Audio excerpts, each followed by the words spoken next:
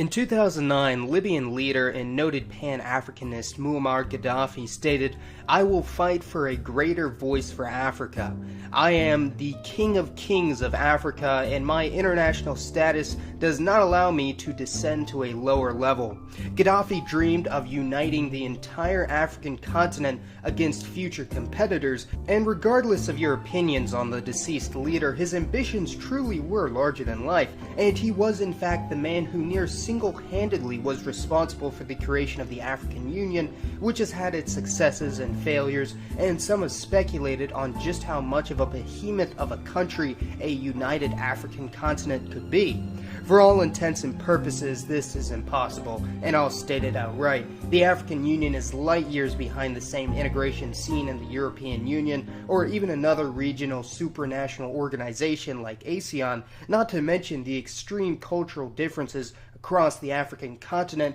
But one topic that has become increasingly relevant in recent years is the further integration of sub-Saharan African countries. This doesn't change the fact that outside of the United States and a few other English-speaking countries, the whole concept of the black race or black unity is a foreign concept, which is why I almost exclusively use the term sub-Saharan African instead. Although being about 1/4 African myself, I and most of my family here in Texas use the term Black American to refer to the ethnic group that was created in the United States over the centuries through the fusing of many different African ethnicities from West and Central Africa, along with major input from European genetics and culture, and minor input from Native American sources. And yes, as I discussed in a previous video, Black Americans are an ethnicity, just as the Zulu, the Igbo, and Somali are ethnicities, even though the Black American identity was formed in a unique manner. Now, it is true that the genetic clusters that define these sub-Saharan African races,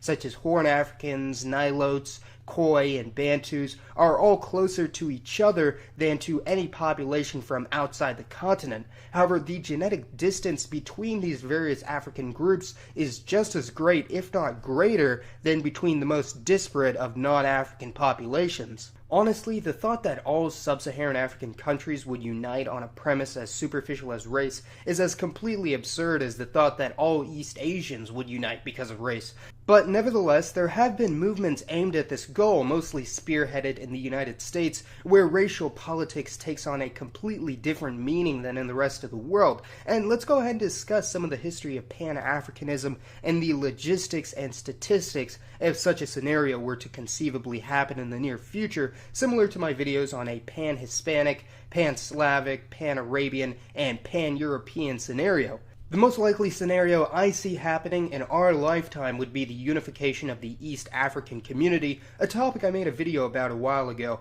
and for nearly a decade now, the EAC has been aimed at further integration of the 5 East African countries of Burundi, Kenya, Rwanda, Tanzania, and Uganda, which forms quite the aesthetically pleasing shape for a new country. Well, up until the acceptance of South Sudan. Had European colonization not created the modern borders we see in Africa, most likely, had the nations evolved into modern nation-states naturally, we would see much more natural boundaries, more or less running along ethnic, linguistic, or religious lines, which is generally what we see in Europe today. Now, obviously, if this were the case, it wouldn't magically solve all of the problems of the continent, such as desertification, famine, disease, and poverty, but there would be decidedly fewer separatist conflicts, civil wars, and religious tensions, as can be seen in a country like Nigeria, where the northern half is dominated by the Islamic Hausa people, who also bleed into neighboring Niger, while the south is split between the Igbo, Yoruba, and others who are mostly Christian, and this essentially splits the country in 2 territories with vastly different laws and cultures. There are currently 49 separate countries and dependent territories in sub-Saharan Africa and 4 main regions: Central, East, West, and Southern Africa,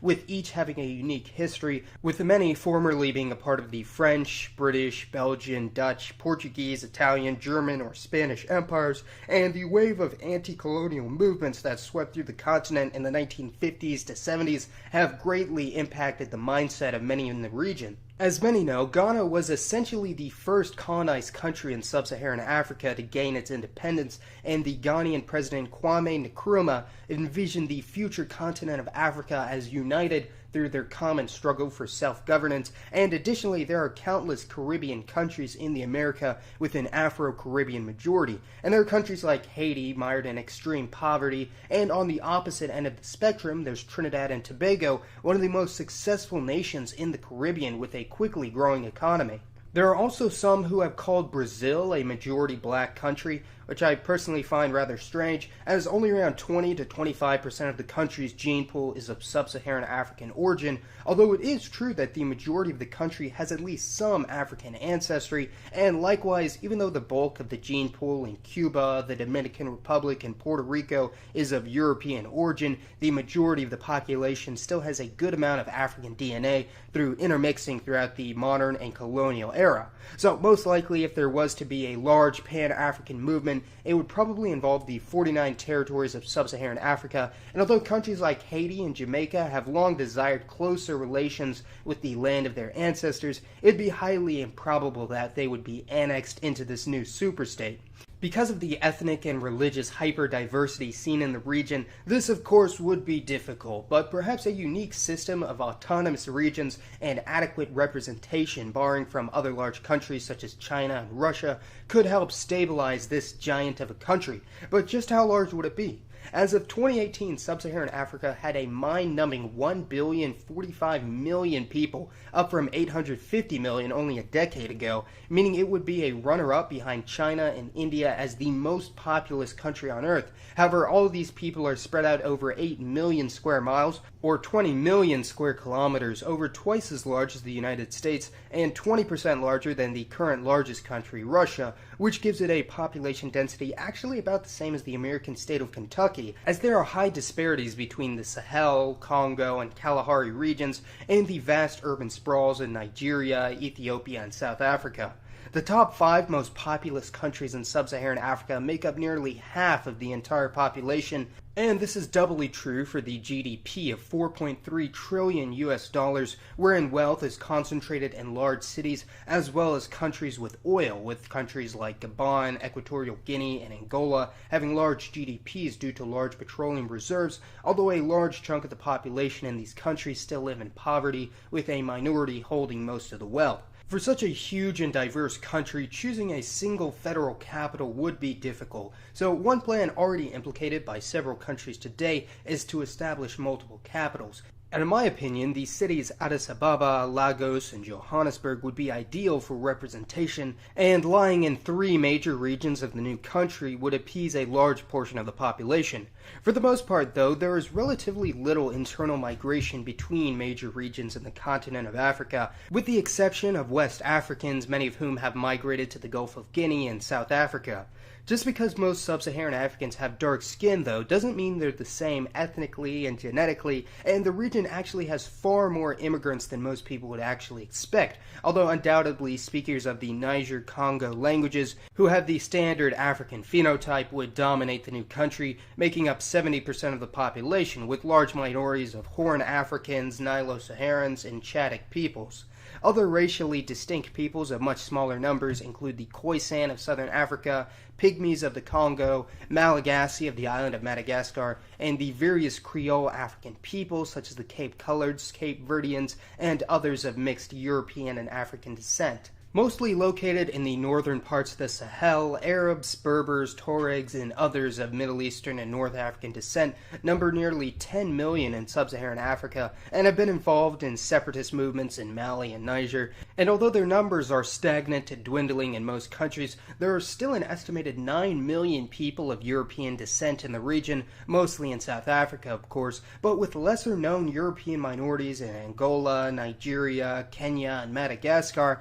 and they are predominantly Afrikaners or British or French ethnic stock. Both these groups make up a little under 1% of the region's population, while Asian groups, mostly Indians, but also including a growing number of Chinese, number nearly 5 million, mostly in South and East Africa, although little known fact, the country of Mauritius, next to Madagascar, is mostly of South Asian ancestry with a minority of African Creole peoples. And this brings us to the religious demography of the region, and although estimates vary contrary, it is clear that Protestant Christianity is dominant in the area, making up at least 40% of the population, although there is a large minority of Catholics at 17%, scattered throughout virtually all regions, while the bulk of Christians in the Horn of Africa have practiced Orthodox Christianity for nearly 2,000 years. As a matter of fact, it's actually predicted that Africa will become the future hub of Christianity in the entire world, quickly outpacing Europe, North and Latin America in only a few years.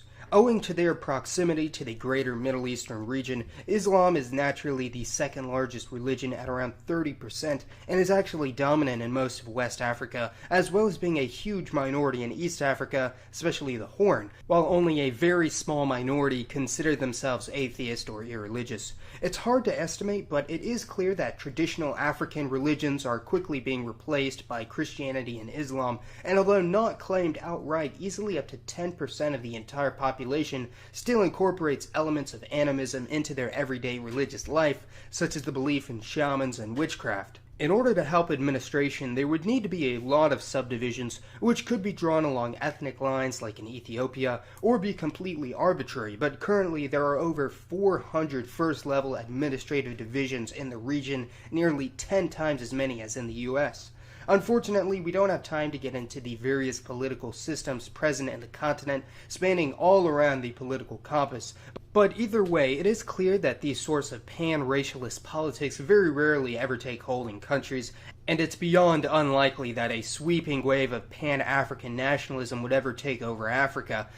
not to mention the differences in culture, religion, and language, which are quickly becoming far more important in sub-Saharan African society. I hope you've learned a bit more about Pan-African ideologies and what an insane concept a Pan-African country would look like, and although it is clear that Pan-Africanism is probably not a viable option in the near future, it is interesting to think about. Go ahead and let me know your thoughts on this wacky scenario and whether you think it could ever work, and your thoughts on ethnic, racial, and other forms of pan-nationalism. And as always, this has been Mason. Thank you all for watching. Stay woke.